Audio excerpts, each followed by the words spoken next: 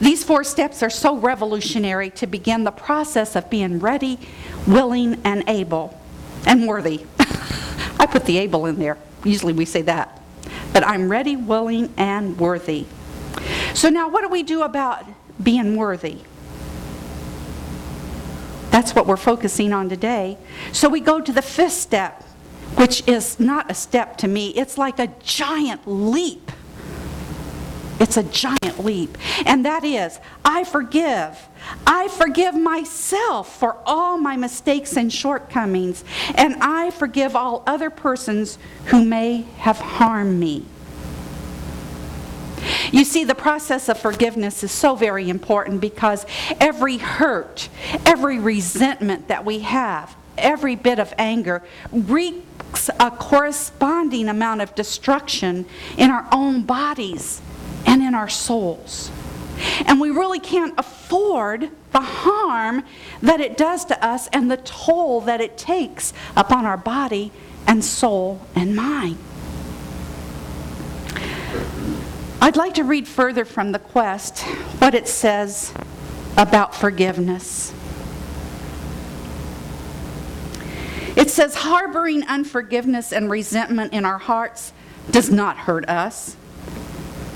It does not hurt others. Let's get this right. It doesn't hurt others. Right, soul man. It hurts us. It eats away at the soul, filling it with bitterness and blocking the free flow of God's love, which is the essence of our true nature.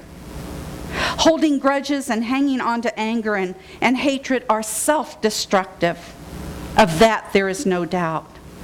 And no matter how educated we are in spiritual principles, unless there is complete forgiveness in our lives, we wither and we die spiritually, emotionally, and sometimes even physically because we are working in such opposition to our basic nature, which is to love.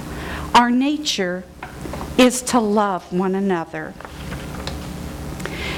To help us further realize this, I'd like to share with you a little story about Leonardo da Vinci, who painted The Last Supper. And at this time that he was painting The Last Supper, he got into an altercation with another man. And this altercation was so bad that it was even going to come to physical harm to this man. It was really intense. And so after that altercation, Leonardo went back to work on the painting of Jesus' face in particular on that day. And no matter how much he tried to get it just perfect and to lay down the paint in the subtle tones that it needed, he just couldn't get it right. It just wasn't beautiful, and all he did was get more and more frustrated and angry. So over and over he had tried this. So finally, he just laid aside his brushes, and he knew that there wasn't peace in his heart. So he went to find the man that he had the altercation with and to ask for forgiveness. And after that, he did have that peace in his heart.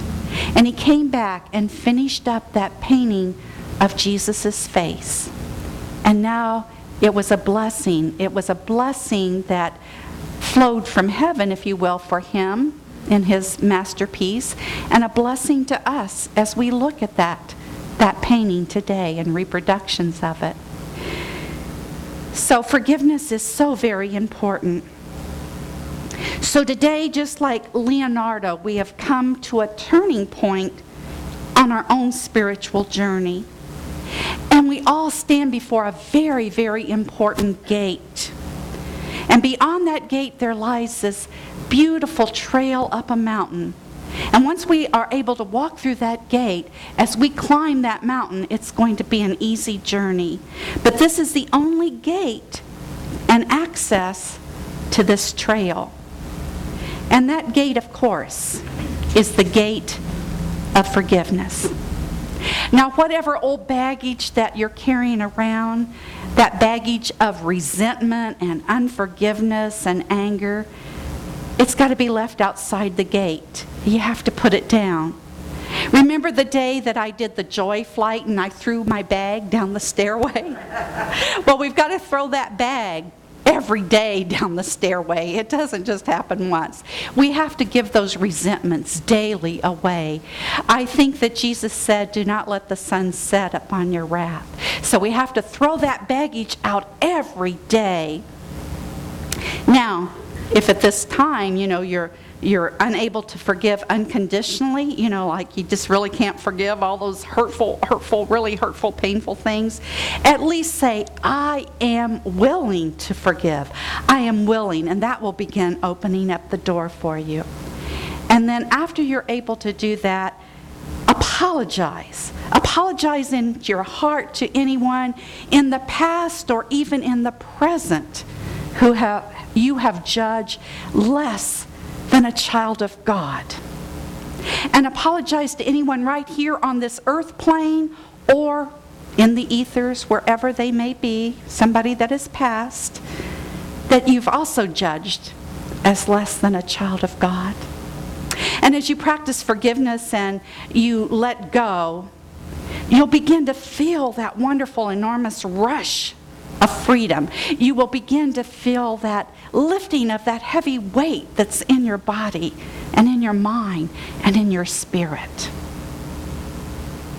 However, again, if you find that, well, I just can't go through that gate just yet, you're going to find yourself at a standstill on your journey. And, you're welcome. God isn't going to do anything about it. You're welcome to stand outside that gate of forgiveness, and you can very well feel passionately, about nurturing your hatred and your resentment of somebody that really hurt you.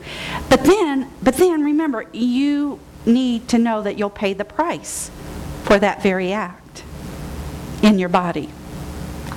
So ideally now, each and every one of us need to reach a place and a point in our life where we refuse to let anyone or anything come between us and our awareness of that divine presence and power of God that is within us. So, my friends, my prayer for you is that you open wide the gate of forgiveness and go out to meet your good and have all those heavenly blessings flow to you. God bless you. Namaste.